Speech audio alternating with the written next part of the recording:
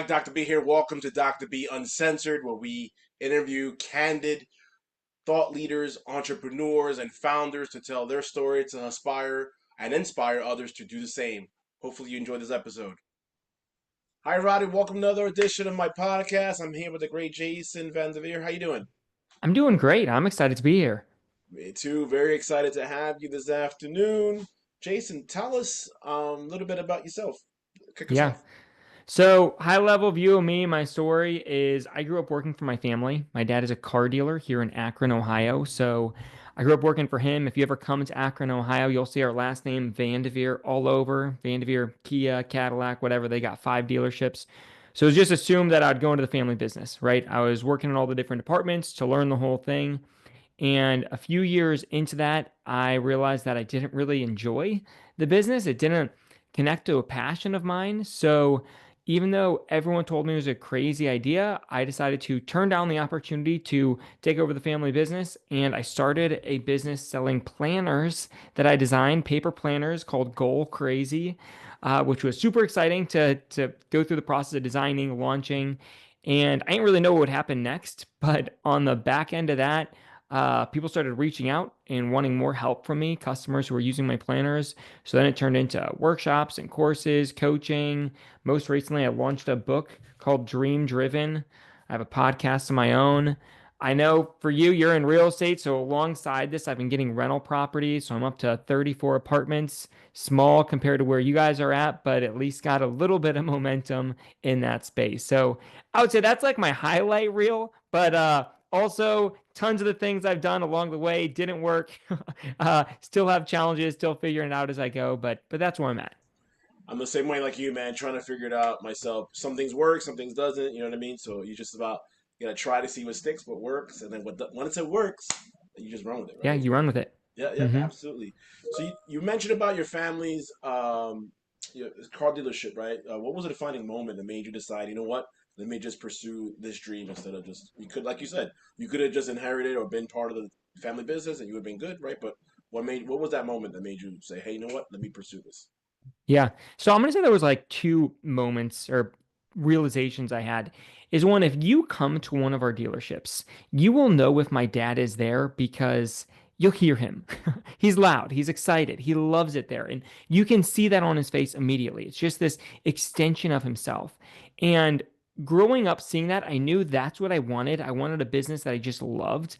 But working there, it became more and more obvious as I saw him, like, I will never have that same fire inside of me for this business. And then I bought my first rental property when I was still working at the car dealership. So I bought a quadplex, did the whole house hacking thing, lived in one. Uh, and I loved real estate immediately. It was like if I met somebody else who had rental properties, I could talk to him about it for hours. But if I met somebody else who was in the car business, even another car dealer's son who was in the same path as me, I knew how to talk about the car business because I grew up in it, but it didn't spark anything within me. So I would say it's kind of seeing my dad and then getting the rental properties and realizing I do have this excitement for something else. That's what really gave me the confidence to say I'm going to go out and find a business I really like.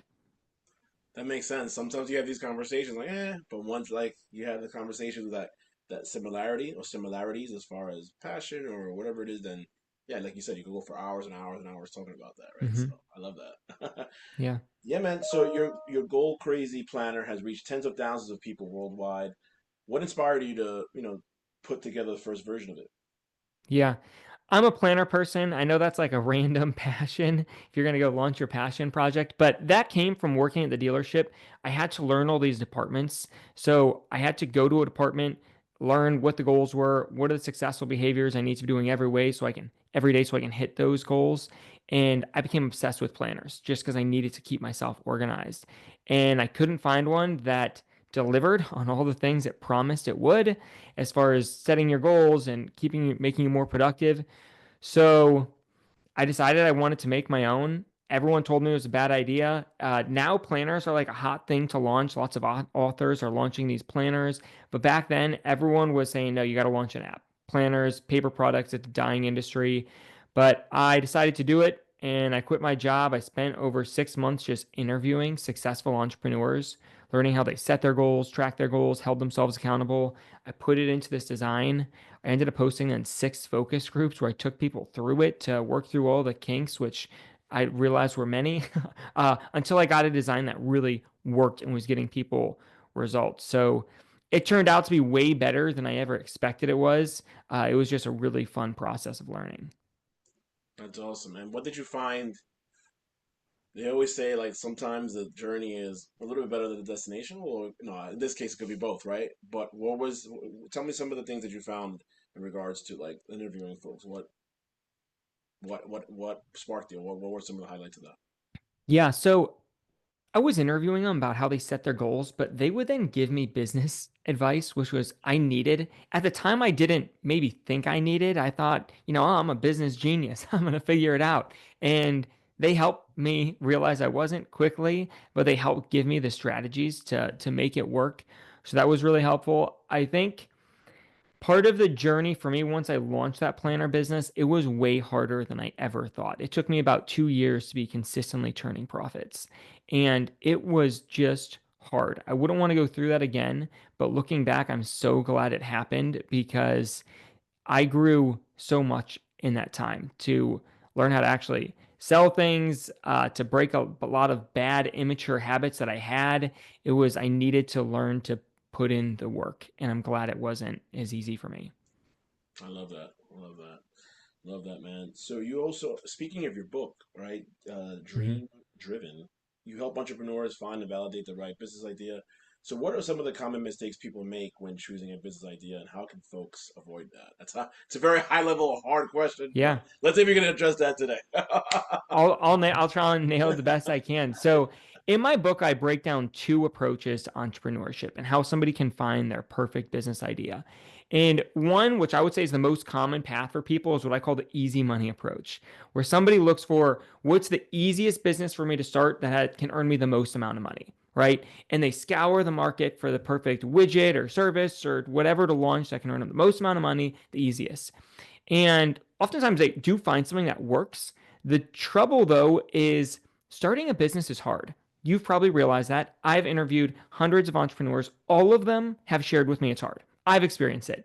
And because if easy money is the foundation of your business, if either the easy or the money part disappear, you're going to quit and you're going to go look for the next easy money solution because it's like if you don't have very much desire behind this idea, if the challenge is greater than the desire, you're just going to give up and look for something easier. Versus the dream driven approach is helping somebody do the deep work to figure out what do you want to do with your life?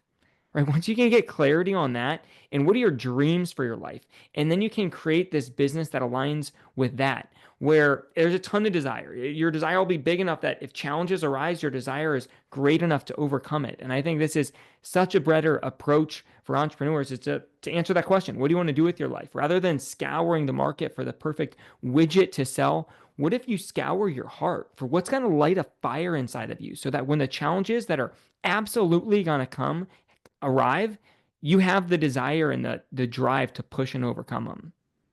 That's a good point. Like they say, if you love what you do, you won't work a day in your life, right? So it's probably easier to do that than, like you said, chasing the easy money and chasing Mm-hmm. like the next Amazon thing or thing to sell, or whatever, right? No disrespect to Amazon, right? But right, Yeah. you said widget, right? So I like that. I like that. Um, Tell me. So you said you made over 1 million. Well, I don't. Well, according to what I found, right? You Didn't make $1 million off selling them, but I brought made. in $1 million in revenue. Yeah. There you go. Made Yeah. on sale. What were some of the biggest challenges in getting to that point from idea to to a full fledged business? Yeah. Figuring out how to market the planners profitably. I was running ads and probably what I was chasing was social recognition for how many planners I was selling.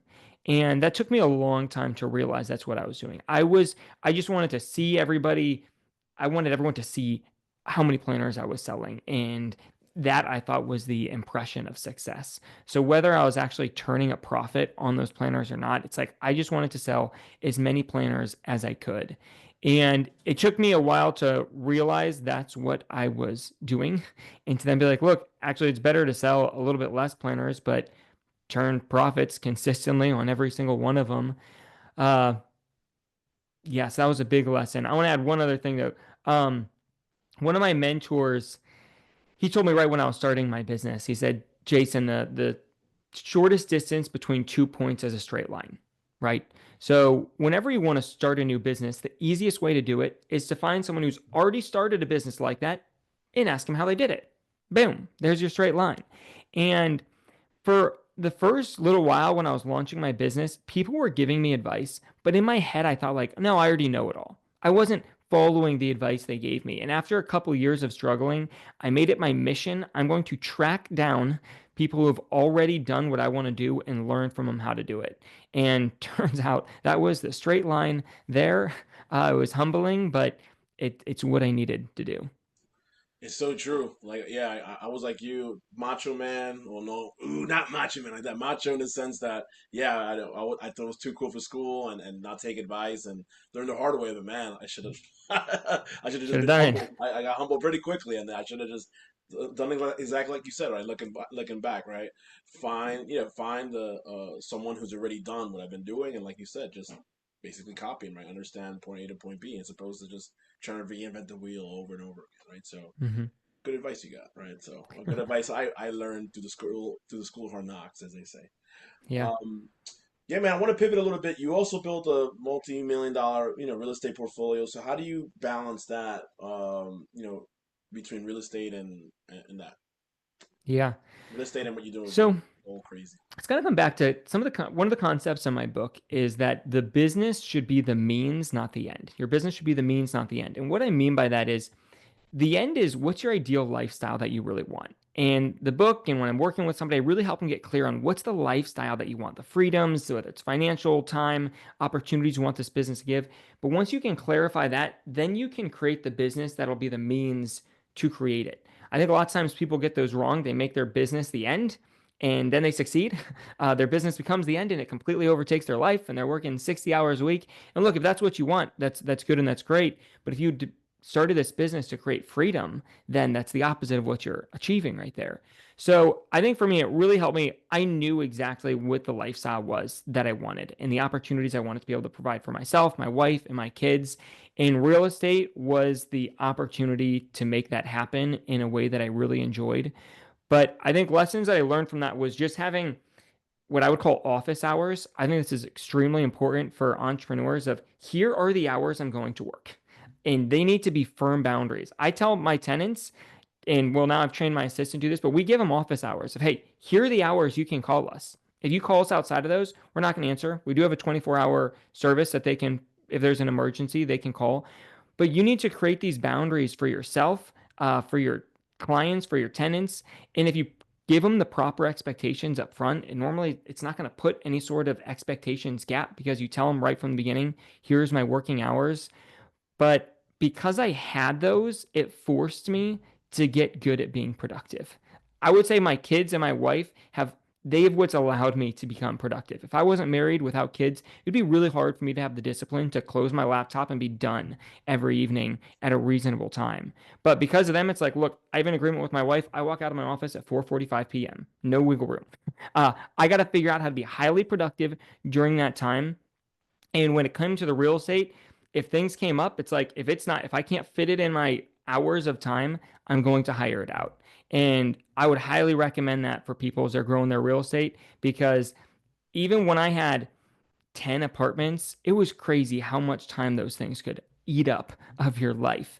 And but once if you have those boundaries, it's it just gives you a north star to guide those decisions. Will I do it myself? Will I hire it to somebody else? Well, look, here's the vision of the lifestyle I want. I need to make sure I'm building this business in alignment with that.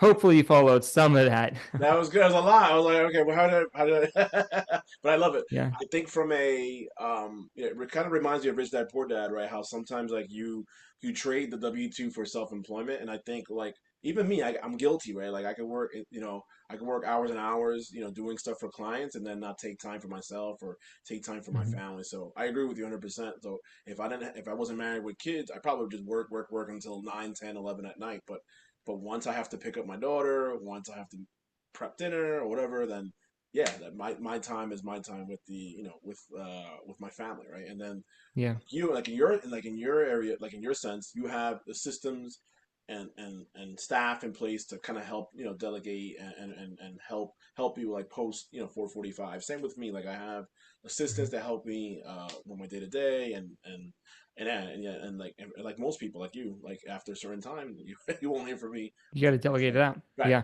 And I exactly. think having the clear vision of what do you want to do with your life? What's the lifestyle that you want to create? Like when I bought my 24 unit, which leapfrogged me from 10 to 34 units, it was just so obvious to me. I need to hire somebody. I couldn't do it if I wanted to maintain the lifestyle that I wanted.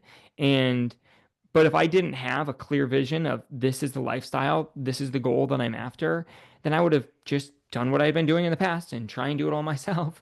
And then I would have lost focus of I wouldn't have been creating the actual freedom that I've been seeking the whole time. Great conversation. For those that feel stuck, right, listening to this episode, I think we covered a lot, right? We covered how, the family business, covered a little bit about the goal crazy. I'll say go crazy, goal crazy. Yeah, We don't spoke go crazy, goal crazy. Yep. go crazy, goal crazy. We spoke a little bit about real estate. So, what can you speak about to those individuals that are stuck? Yeah. I think the best habit that's going to help somebody, whether you're stuck or you're seeking to get to the next level, is you need to dream every single day. I take time every day. I go into my basement, put on my earphones, listen to some music that inspires me, and I just pace around and dream about the life that I want. I want to real quick define how I view dreams versus goals so people can understand how to do this. And I'll explain why the impact that this can make on your life.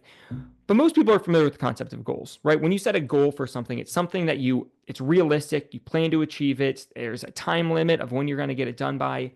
Now, dreams, on the other hand, dreams do not have to be realistic. Dreams are things that you may or may not actually do. And they're just revealing to you what would you love to experience in your life. You're letting your heart just speak to you without limits. What would you love to experience in this life? But this is a beautiful thing is when you have dreams, now you can set goals that align with those dreams. Okay. Your goals will now have meaning. And because of that, you will have purpose within your life. But if you don't have dreams, you can still have goals, but they're not aiming at anything else. They're not aiming at anything bigger than themselves. Because you can set a goal to do anything. You could set a goal to go write a pop-up book about penguins, right? Like, and then you could do it. But if that's not connected to a dream of yours, it would be a complete waste of time. So when you don't have dreams, your goals lack meaning. And if you have no meaningful goals in your life, you end up in this place that I call survival mode, where you're just working to survive. You're just trying to stay afloat. And you might be working hard on these goals, but because they're not aligned to something bigger, it lacks purpose. When you start dreaming every single day, it starts to reveal to you what you really want to do with your life. And it gives you clarity on how your actions are going to be connected to it. Trust me, I still, even though I work for myself, there are actions that I take that are a grind, right? But the reality is my vision of the life that I want is so clear, and I can see how the actions I'm doing every single day are directly connected to that. It makes it so much lighter to go do those actions. Even if somebody's listening to this and they're in a W-2 job and they aspire to start their own business, when you start to dream, all of a sudden you can see how you're not just showing up to that job to clock in. You can see how what you're showing up to do is directly connected to creating the dream life that you want. So I think everybody, you need to dedicate at least 10 minutes to dreaming. Sometimes that makes people uncomfortable if you're not in the habit of letting your mind speak to you without limits of what would you love to do. But the reality is, most people spend so much time doing the exact opposite. They worry without limits of the worst case scenarios that can happen in their life. When I just want you to take that thing you're doing already and just tweak it to rather than thinking of the worst case scenario, what would it look like to experience a miracle, right? What's the best case scenario for you? I love that. Great point. I actually, part of my own coaching program is the first thing we do is I tell them to read a 12-week year, and then basically it's compressing like the 12 months into 12 weeks. But part of the exercise and preparing the 12-week year, it talks about what is your vision and mission for the next 3 to 5 years, and the purpose of that is exactly that, right? Working Mm-hmm. like aligning those dreams towards those goals, and then what you're doing is you're doing weekly tactics to hopefully hit those goals, which hence it's one step closer to your dream. So it's very interesting how, Yeah. although you and I are different, like philosophies to an extent, but at the same time, it's very similar, if that makes sense. Yeah, same concept. We're trying Yeah, to create our dream life. right, Hmm. exactly. Um, Looking ahead, so like, what is speaking of dreams, like what's next for you? So you're looking to push the book more, your coaching program. Tell us what's next on the horizon for you. Yeah, so a big dream that I just accomplished was publishing my book, Dream Driven. That's going to be my focus for the next like year, 2 years. The publisher really like drilled that into me. This isn't a 1 week launch. This is a year to 2 year launch that you're going to be working on. So after that, though, I would like to focus on creating my own conferences. I've gone to a bunch of conferences. I'd highly recommend it to people. Whatever industry you're trying to grow in, find a conference, go there, learn from people smarter than yourself, connect with other individuals. But I would like to host my own conferences for my community after I get over the hump with this book launch. Got it. Now, what entails on a conference? Is it going to be like a mastermind approach? Is it a big conference, small conference? Tell us about it. Yeah, so I vision would be kind of two parts of those. For my paid group coaching, I Got would it. like to have where we're getting in person once to twice a year, ideally like the spring and the fall.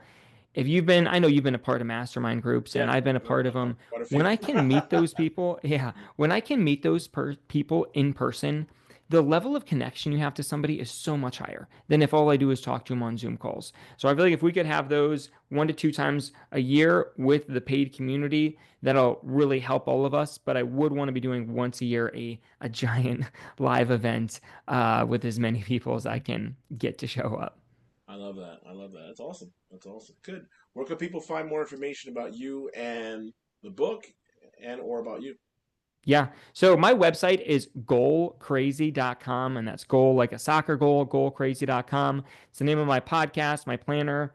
But if you're curious about my book, it's called Dream Driven. If you go to Amazon, search Dream Driven, it'll pop up. And then if there's something I can do to help reach out, you can reach out to me on my website, and happy to share anything that I've learned that can help you out. Jason, thank you so much for being on my show, and thank you for your flexibility. I got kids, you got kids, you know how all that is. So appreciate your time today, and I enjoyed our conversation a great deal. Thanks for I coming on, enjoyed it Jason. too. Yeah. Thank you so much. It's been a pleasure. Jason Vandevere, everybody. Hi, everybody. Dr. B here, Dr. B Uncensored. Hopefully, you enjoyed that episode. And remember, you are one big deal away. Please like, comment, and subscribe to the YouTube channel now. Take care.